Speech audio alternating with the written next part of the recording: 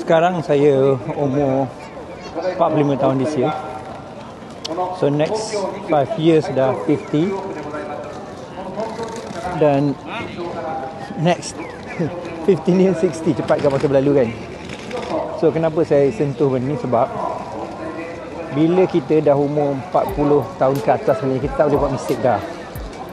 Cannot afford mistake pasal masa tak menyebelahi kita.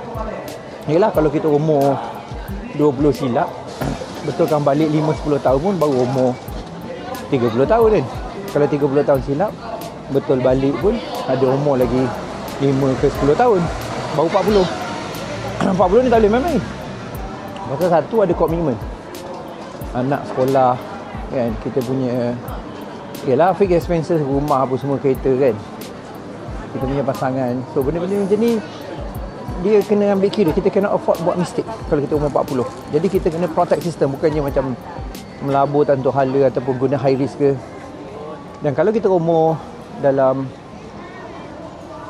50, 50 lagi lah franchise. Pasal apa? Pasal dia peak lah ataupun prime umur tu.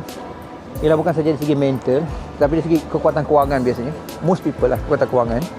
Dan juga dari segi dia punya iaitu strong dari segi inilah kan nak retire sebagainya kan, masa dan sebagainya. Jadi biasanya ada capital. So yang ni bahaya juga sebab antara common mistake lah buka bisnes, betul tak?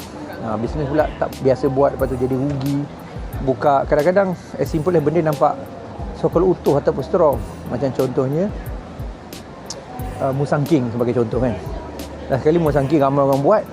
Tahun ni kan 2026 ni lebih setengah juta pokok, harga rendah kan. Ada nak buat FCBO, which is okay.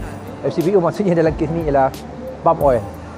Okay, maksudnya dia buat palm oil, buat ni sebagainya, which is okay. Tapi capital lock in pula 5-10 tahun, that's every 20 years kena planting. Jadi 50 tahun ni kena planning untuk retirement sebenarnya. Jadi modal tu ada, kena guna betul lah, guna dengan low risk kan, high return, yang predictable outcome. Sebab kita kena afford untuk buat mistake sebenarnya. Dan kalau kita dah pencen contoh 55-60, ini pasal bahaya. Sebab most people masa ni ramai orang attack ialah pinjam duit ke secara mara ke, ataupun offer pelaburan-pelaburan. Banyak saya tengok ni pasal case study saya punya student sendiri. Sebab boleh kata 80% student saya ni kategori pre-retire dan retire. Jadi ni common mistake buat. Saya harap abang kakak kat luar sana jangan buat ataupun mungkin yang umur saya 45 ni, kawan-kawan jangan buat. Pasal ini risiko yang tak boleh nak reverse. One mistake yang akan hancurkan seluruh kita punya hidup kita, dan kita kena afford untuk buat benda tu.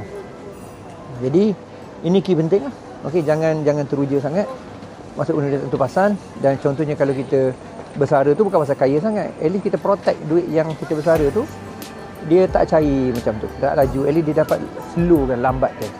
Itu dah kira win sebenarnya. Alright, so bagi 40, bagi 50 dan juga yang dah retire 55-65 tu, belum terlambat, ada second chance. Alright, boleh join saya untuk buat second chapter punya income. Ini low risk tau, modal selamat. Pada sama juga ialah return tu insyaAllah predictable lah. Setakat saya buat dekat 20 tahun ni, Alhamdulillah. Alright, so dan 10 of tahun ni juga enjoy. Itulah kita dia. Alright, kita akan jumpa dalam video masing-masing. All the best bro.